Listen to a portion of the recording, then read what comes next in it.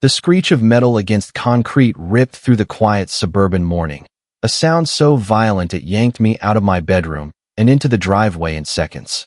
My heart plummeted as I saw Dad's brand-new red Mustang. His pride and joy crumpled against the neighbor's mailbox, the hood twisted like a discarded soda can. My sister, Lily, 15 and fearless, stood beside it, her face pale, but her eyes darting with a familiar cunning. "Emma, what the hell did you do?" Dad's voice boomed from the porch, his face a storm cloud of rage as he stormed toward the wreckage. I froze, my bare feet cold against the pavement, my mind scrambling to process the scene. Lily, my little sister, the golden child who could do no wrong, was already weaving her story, her voice trembling with rehearsed panic. "It wasn't me, Dad. Emma took the car last night, I swear. I just found it like this." I gaped at her, my stomach twisting. "Lily, what are you talking about? I was in my room all night."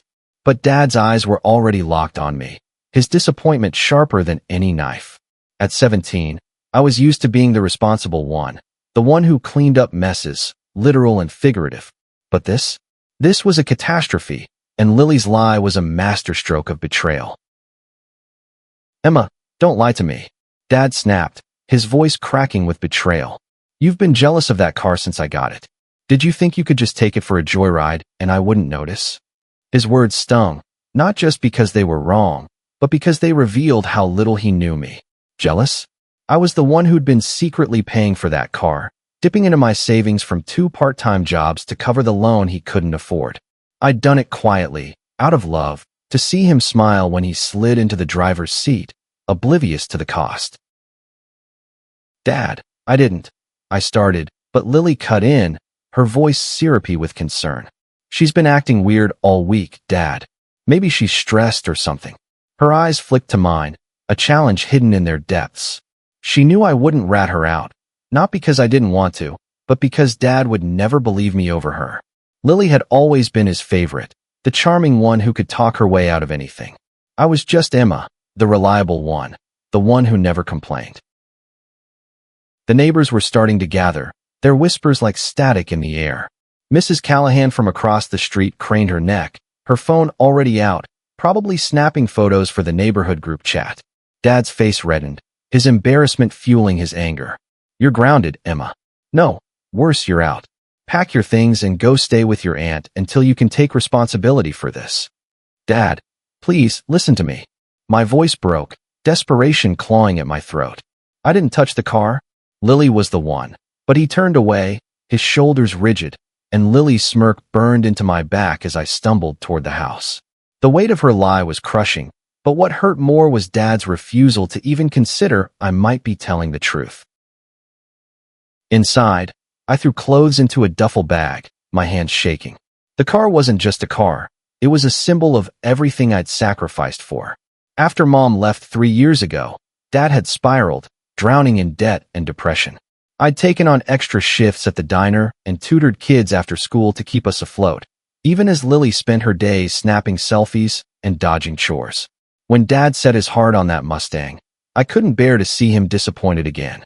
So I'd worked out a deal with the dealership, funneling my savings into monthly payments, telling myself it was worth it to see him happy. He never knew, and I never told him. Until now, I hadn't realized how much that secrecy would cost me. As I zipped up the bag, Lily slipped into my room, her expression a mix of guilt and defiance. "You're not going to tell him, are you?" she whispered, her voice low but sharp. "He'd never believe you anyway." "Why, Lily?" I hissed, my voice barely above a whisper. "Why would you do this? You know I didn't touch that car." She shrugged, her eyes cold. "You're always so perfect, Emma. Maybe it's time you messed up for once." Her words were a slap, revealing a resentment I hadn't seen before. Was that what this was? Jealousy? Or just her way of keeping the spotlight on herself? I wanted to scream, to shake her until she admitted the truth, but I knew it wouldn't matter. Dad's mind was made up, and Lily's lie had sealed my fate. I grabbed my bag and headed for the door, my heart pounding with a mix of anger and heartbreak. As I stepped outside, the sight of the wrecked Mustang hit me again, a twisted reminder of everything I'd lost in a single morning. Aunt Clara's house was a 30-minute bus ride away, and as I sat in the back, staring out the window, I replayed the scene over and over. The screech of metal, Lily's calculated tears, Dad's blind rage. I could still hear his voice, accusing me, dismissing me. But beneath the hurt, a spark of resolve flickered. I wasn't going to let this be the end. Lily might have won this round, but I'd find a way to prove the truth, not just to save myself, but to show Dad who his daughters really were. By the time I reached Aunt Clara's, the spark had grown into a plan. She greeted me with a hug, her eyes full of questions she didn't ask. "You're welcome here as long as you need, Emma," she said, her voice warm but firm.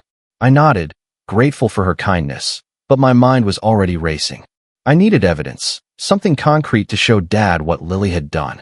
The car's dashcam, I realized, might have caught everything. If it was still intact, it could be my salvation. But getting to it wouldn't be easy. Dad was guarding that car like a wounded animal, and Lily would be watching my every move. I'd have to be smart, careful, and maybe a little ruthless. As I unpacked my bag in Aunt Clara's guest room, I made a silent vow. I'd clear my name, no matter what it took. And when the truth came out, Lily and Dad would have to face the wreckage they'd created, together. Aunt Clara's house smelled of lavender and old books, a stark contrast to the chaos I'd left behind. I sat on the edge of the guest bed, my phone buzzing with messages from friends who'd heard about the crash through the neighborhood grapevine. "Emma, what happened? Did you really wreck your dad's car?" I ignored them, my focus narrowing to one goal, the dashcam. If it had recorded Lily sneaking out with the Mustang, it could prove my innocence. But getting to it meant going back home, and that was a battlefield I wasn't sure I was ready to face. The next morning, I woke to the sound of Aunt Clara humming in the kitchen. She slid a plate of pancakes across the table, her eyes studying me with quiet concern. "You don't have to tell me everything," she said, pouring coffee. "But I know you, Emma. You're not the type to do something this reckless." Her faith in me was a lifeline, but it also made my chest ache. Why couldn't Dad see me the way she did? "I didn't do it," I said, my voice steady despite the lump in my throat. "Lily did, and she blamed me. I need to prove it, Aunt Clara. There's a dashcam in the car. It might have caught her." Clara's eyebrows lifted, but she didn't question me. Instead, she handed me a set of keys. "Take my bike. It's faster than the bus, and you'll need to be quick." The ride back to our street felt like charging into enemy territory. My heart pounded as I pedaled, the late morning sun beating down on my back.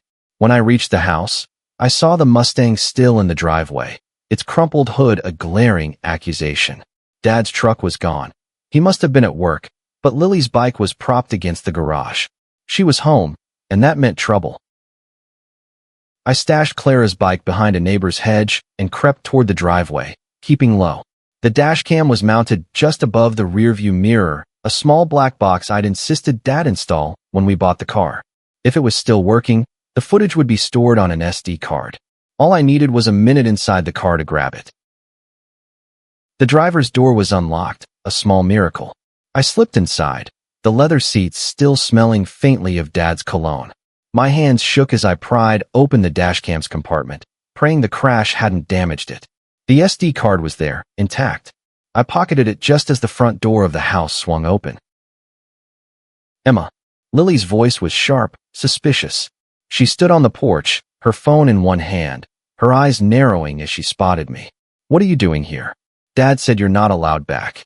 "I'm just getting my stuff," I lied, slamming the car door and stepping back. My heart raced, but I forced my voice to stay calm. "Unless you want to tell me why you really took the car last night." Her face flickered. Guilt, maybe, or just surprise that I wasn't backing down. "You're pathetic, Emma," she spat, crossing her arms. "Always playing the victim. Just admit you screwed up and move on." Her words were venom, but they only fueled my resolve. I turned and walked away, the SD card burning a hole in my pocket. Back at Aunt Clara's, I plugged the card into her ancient laptop, my fingers trembling as I opened the footage. The video was grainy but clear enough.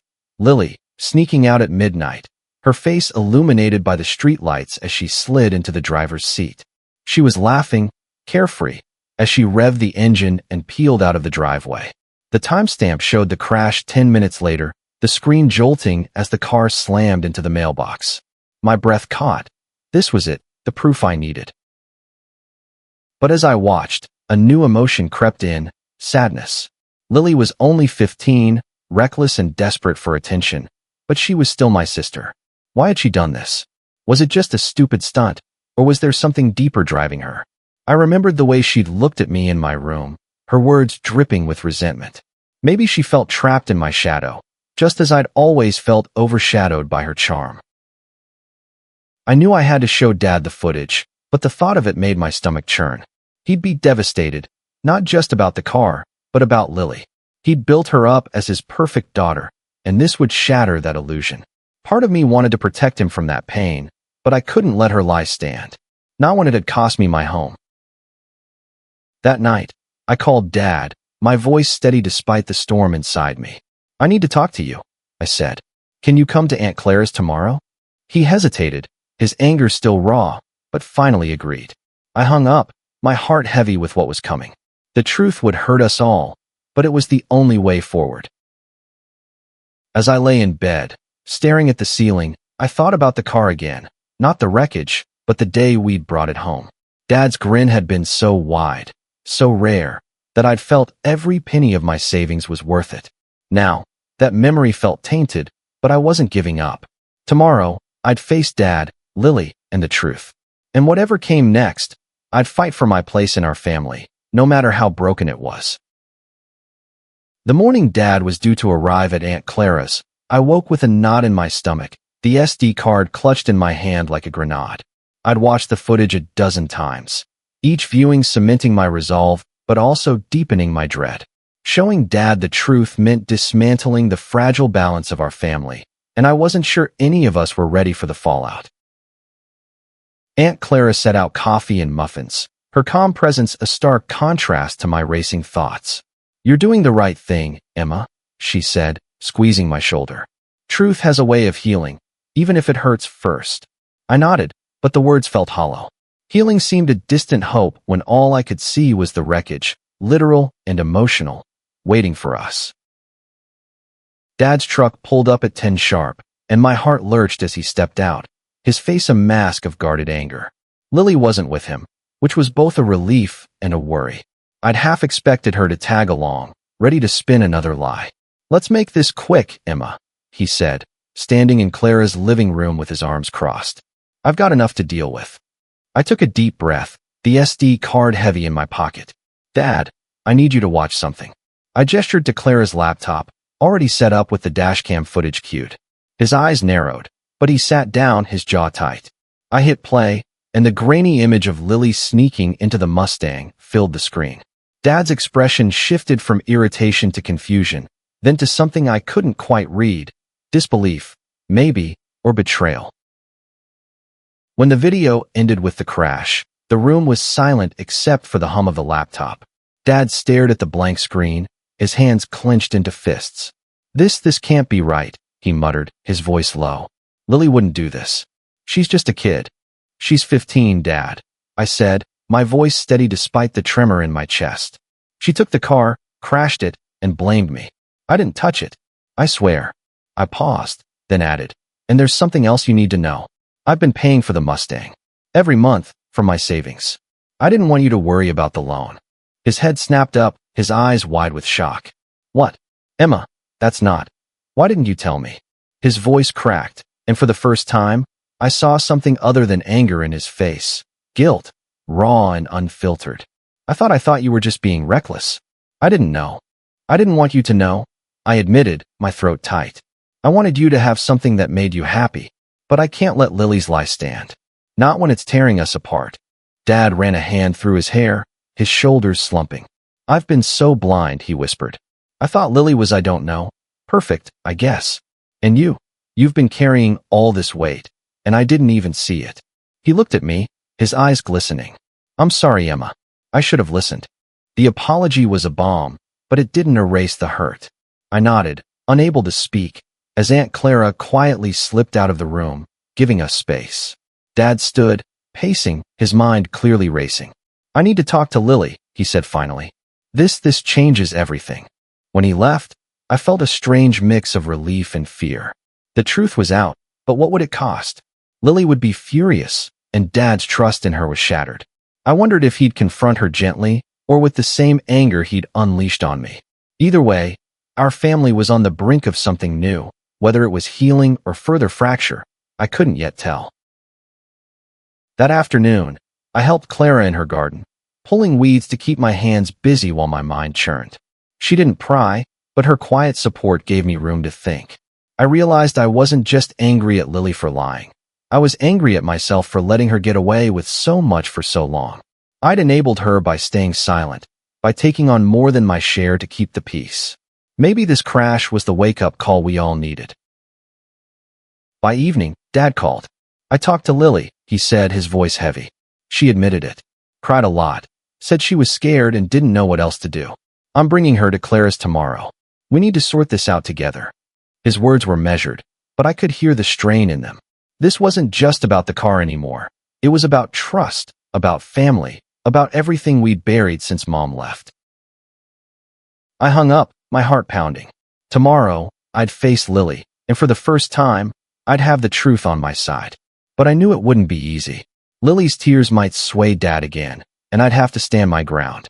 As I lay in bed that night, the weight of the day settled over me, but so did a flicker of hope. Maybe, just maybe, we could rebuild something stronger from the wreckage. The next day, the air in Aunt Clara's living room was thick with tension, like the calm before a storm. Dad arrived with Lily in tow, her eyes red-rimmed and her usual confidence replaced by a sullen slouch. She wouldn't look at me, her gaze fixed on the floor as Dad gestured for us to sit. I clutched the edge of the couch, my heart racing, knowing this confrontation could either mend us or break us for good. Lily has something to say, Dad began, his voice firm but weary. He looked at her, his expression a mix of disappointment and hope. Go on.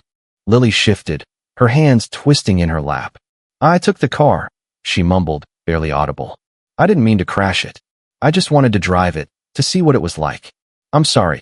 Her words were flat, almost mechanical, and I wondered if she was truly sorry or just sorry she got caught. Sorry for what exactly? I asked, my voice sharper than I intended. For crashing the car, or for blaming me and getting me kicked out? Her head snapped up, her eyes flashing with defiance, but she didn't answer. The silence was deafening, and Dad's sigh filled the gap. Emma, I know you're angry, he said, his tone softer now. You have every right to be. But we need to figure out how to move forward. Lily's grounded. No phone, no going out for a month. And she's going to work off the damage, whatever it costs. He glanced at her, and she flinched, her bravado crumbling. That's a start, I said, my voice steady despite the storm inside me. But what about the fact that I've been paying for that car? I use my savings, Dad. Every month, for you. My words hung in the air, and Lily's eyes widened, as if she hadn't fully grasped the depth of my sacrifice until now. Dad's face crumpled, his guilt palpable. I'm so sorry, Emma. I had no idea. I'll pay you back, every cent. I promise. His voice broke, and I saw the weight of his mistake settle on him. But Lily's silence gnawed at me. She hadn't apologized for lying, for turning Dad against me. I needed to hear it. Lily, I said, leaning forward, why did you do it? Why blame me? My voice trembled, not with anger, but with a desperate need to understand. She looked away, her jaw tight, but Dad nudged her gently. Tell her, Lily. She deserves to know. Finally, she spoke, her voice small but raw. I was jealous, okay? You're always the one who has it together, the one Dad relies on. I wanted to be the one who mattered for once. Her admission hit me like a punch, revealing a truth I hadn't wanted to see. Lily wasn't just reckless. She felt invisible, overshadowed by my sacrifices. I wanted to be angry, to hold on to my resentment, but her words cracked something open in me. I never wanted to make you feel that way, I said quietly. I was just trying to keep us together. My eyes stung, and I blinked back tears. Dad reached for my hand, his grip warm and steady, but Lily stayed silent, her walls still up. The conversation shifted to practicalities, repairs, insurance, consequences, but the emotional undercurrent lingered. Dad insisted I move back home, but I hesitated. The house didn't feel safe yet, not with Lily's resentment still simmering. Aunt Clara offered to let me stay longer, and I agreed, needing space to process everything. That night, as I helped Clara with dinner, she asked, "What do you want from this, Emma? Not just the car, but your family." Her question caught me off guard, forcing me to confront the deeper hurt. I wanted Dad's trust, Lily's honesty, a family that didn't feel like a minefield. But I also wanted to stop carrying the weight alone. Over the next few days, I threw myself into routine, school, work, helping Clara, to keep my mind off the chaos. But I couldn't stop thinking about Lily's confession. Jealousy was a poison, but it was also a cry for connection. Maybe she needed me to reach out, to show her we could be sisters, not rivals. The thought scared me, but it also gave me purpose. By the end of the week, I decided to try. I texted Lily, asking her to meet me at the park near our house. It was a risk. She might lash out or ignore me, but I had to try. If we were going to rebuild, it had to start somewhere. As I waited on a bench, the autumn leaves swirling around me, I braced myself for whatever came next, hoping for a chance to heal. The park was quiet, the late afternoon sun casting long shadows across the grass as I waited for Lily. My stomach churned with nerves, but I clung to the hope that we could find some common ground. When she finally appeared, her hoodie pulled tight around her face, I saw the wariness in her eyes. She sat on the far end of the bench, leaving a gulf between us. "I didn't think you'd show," I said, breaking the silence. My voice was softer than I meant, betraying the hurt I still carried. Lily shrugged, picking at her nails, her usual bravado replaced by something rawer, shame, maybe, or fear. "I almost didn't," she muttered. "Dad's been on me nonstop since the video. I'm grounded forever, and he keeps looking at me like I'm a stranger." Her voice cracked, and for the first time, I saw the weight of her actions on her. She wasn't just the golden child anymore. She was a kid who'd messed up and didn't know how to fix it. "I'm not here to pile on," I said, choosing my words carefully. "I just want to understand. Why didn't you just tell the truth? Why make me the bad guy?" My question hung in the air, and for a moment, I thought she'd shut down again. But then she sighed, her shoulders slumping. "I panicked," she admitted, her voice barely above a whisper. "I took the car to impress some friends, thought I could handle it. When it crashed, I knew Dad would lose it. Blaming you was easier than facing him." She looked at me, her eyes glistening. "I didn't think he'd kick you out, Emma. I swear." Her words stung, but they also humanized her. She wasn't a master manipulator, just a scared kid who'd made a terrible choice. I took a deep breath, steadying myself. "You hurt me, Lily. And Dad. But I don't want us to keep hurting each other. Can we try to be honest from now on?" She nodded, a small, tentative gesture. "I'll try," she said. "I'm sorry, Emma. For real this time. It wasn't perfect, but it was a start." For the first time in days, I felt a flicker of hope that we could rebuild something, even if it was fragile. When I got back to Aunt Clara's, I called Dad to tell him about our talk. He listened quietly, then said, "I'm proud of you, Emma, for handling this better than I did." His words warmed me, but they also reminded me of the work still ahead. Rebuilding trust would take time, for all of us. Over the next week, I split my time between Clara's and home, easing back into the house cautiously. Dad was different now, more attentive, more aware of the sacrifices I'd made. He started paying me back for the car, small amounts at first, but it was a gesture that meant more than the money. Lily, meanwhile, was quieter, her usual flair subdued as she navigated her grounding. One evening, as we sat at the dinner table, Dad brought up the car again. The insurance wouldn't cover the full repair, and he was considering selling it for parts. "It's not worth the hassle," he said, his voice heavy. "I should have never let it become such a big deal." I hesitated, then spoke. "It wasn't just about the car, Dad. It was about you being happy. That's why I paid for it." My voice trembled, and Lily looked up, her expression unreadable. "Maybe we can't fix the car, but we can fix us. That's what matters." Dad reached for my hand, his eyes misty. "You're right, Emma. And I'm going to do better, for both of you." Lily didn't say anything, but she nodded, a silent acknowledgement that she was part of this too. As the days passed, I noticed small changes. Lily started helping with chores, unprompted, and even asked me about my day once. A small gesture, but it felt huge. Dad made a point to check in with me, not just about school or work, but about how I was feeling. The house wasn't perfect, but it was starting to feel like home again. By the end of the week, I decided to move back permanently. Aunt Clara hugged me tightly as I packed, her eyes twinkling. "You're stronger than you know, Emma," she said. "And you've got a good heart. Don't let anyone make you forget that." Her words stayed with me as I walked back into our house, ready to face whatever came next. Moving back home felt like stepping onto thin ice. Every moment tested whether it would hold. The house was quieter now, the air heavy with unspoken apologies and tentative steps toward repair. Lily and I circled each other cautiously, like strangers learning to share space, while Dad tried to bridge the gap with forced cheerfulness. But beneath it all, I sensed we were all waiting for the next crack to appear. One afternoon, I found Lily in the garage, staring at the Mustang's wreckage. The car was still there, a mangled reminder of her mistake. "They're coming to tow it tomorrow," she said, her voice low. "Dad says it's not worth fixing."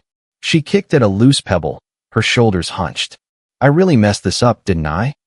"Yeah, you did," I said, but there was no venom in my words.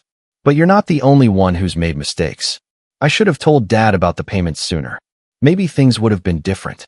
It was the first time I'd admitted my own role in the mess, not out of guilt, but to show her we were both human. She looked at me, surprised. "You don't hate me?"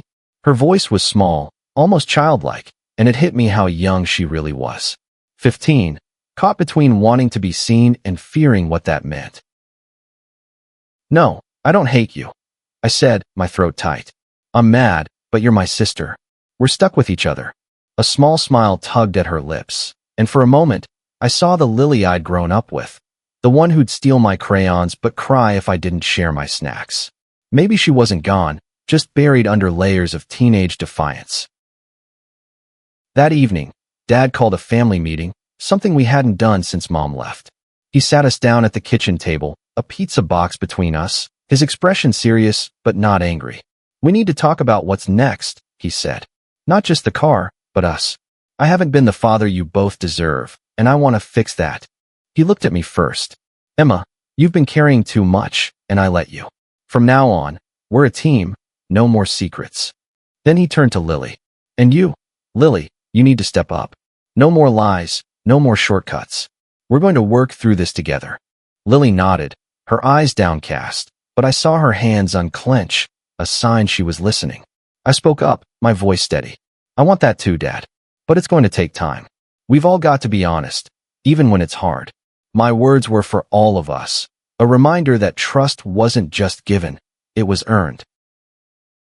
Over the next few weeks, we fell into a new rhythm.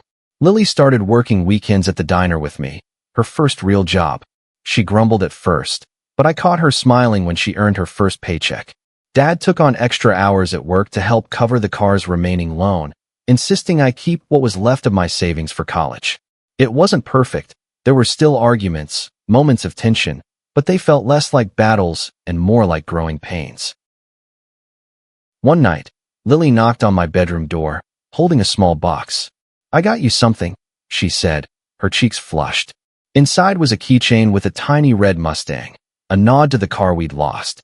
"I know it's dumb, but I thought it'd remind you that I'm trying." Her voice wavered, and I pulled her into a hug, the first real one in years. "It's not dumb," I said, my eyes stinging. "It's perfect." And in that moment, it was. The keychain wasn't just a gift, it was a promise, a small, tangible step toward rebuilding what we'd nearly lost. As winter approached, the house felt warmer, not just from the heater, but from the effort we were all putting in. Dad started cooking dinner once a week, a clumsy attempt that usually ended in laughter and takeout. Lily opened up about her friends, the pressure to fit in, and I listened, realizing how much I'd missed by focusing only on keeping us afloat. The Mustang was gone, towed away to a scrapyard, but its absence left room for something new. We weren't the perfect family. Maybe we never would be, but we were trying. And for now, that was enough. Winter settled over our town, blanketing the streets in snow and forcing us inside, where the warmth of our fragile new beginning took root. The Mustang was gone, but its shadow lingered, not as a wound, but as a reminder of how close we'd come to losing each other. In its place, we were building something stronger, piece by careful piece.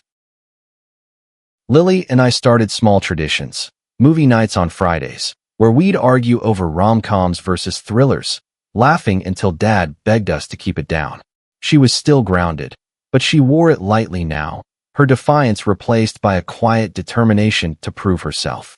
At the diner, she was learning the ropes, charming customers with the same ease she'd once used to dodge trouble.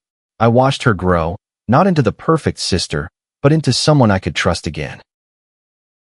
Dad, too, was changing. He enrolled in a financial planning class, determined to take control of our family's future. "No more leaning on you, Emma," he said one evening, his voice firm. "You're my daughter, not my accountant." He'd paid back half my savings already, and though I told him it wasn't necessary, his insistence felt like an apology in action. One snowy afternoon, as we decorated the house for Christmas, Lily pulled me aside. "I found something," she said, handing me an envelope.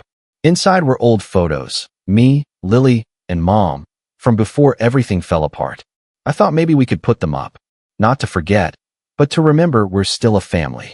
I nodded, my throat tight. "Yeah, let's do it." We hung the photos on the fridge, a small act that felt monumental. Mom was gone, but we were here, piecing ourselves back together. The photos weren't a fix, but they were a start, a way to acknowledge the past without letting it define us. School was winding down for the semester, and I threw myself into my studies, dreaming of college and a future where I could be more than the family fixer. Dad and Lily came to my winter band concert, cheering louder than anyone when I hit my solo. It was a small moment, but it felt like a victory, a sign we were becoming a team again. By spring, the house was alive with new energy. Lily started a journal, something she'd never done before, and sometimes she'd read me bits of it, funny stories about the diner or quiet confessions about missing Mom. I shared my own fears, about college, about leaving them behind. We were learning to talk, really talk, and it made the house feel less like a battleground and more like a home. One evening, Dad called us into the living room, a nervous grin on his face. "I've got a surprise," he said, leading us outside. In the driveway was a used minivan, nothing flashy, but sturdy and practical. "It's not a Mustang," he said, "but it's ours. Paid for, no secrets this time." He handed me the keys, his eyes soft. "You deserve to drive it first, Emma." I laughed, tears prickling my eyes, and pulled him into a hug. Lily joined in, her arms wrapping around us both. For the first time in years, we felt whole, not perfect, but whole. The van wasn't just a vehicle. It was a symbol of our new start, built on honesty and effort. As I drove us to the diner that night, Lily in the passenger seat and Dad in the back, I glanced at them and felt a warmth I hadn't known I'd been missing. The road ahead wasn't certain. There'd be fights, mistakes, moments of doubt, but we'd face them together. The car crash had nearly broken us, but it had also forced us to see each other clearly. And in that clarity, we found a way to heal. Looking back, I realized the real cost of the Mustang wasn't the money I'd spent or the wreckage Lily left behind. It was the silence we'd all kept, the truths we hadn't shared.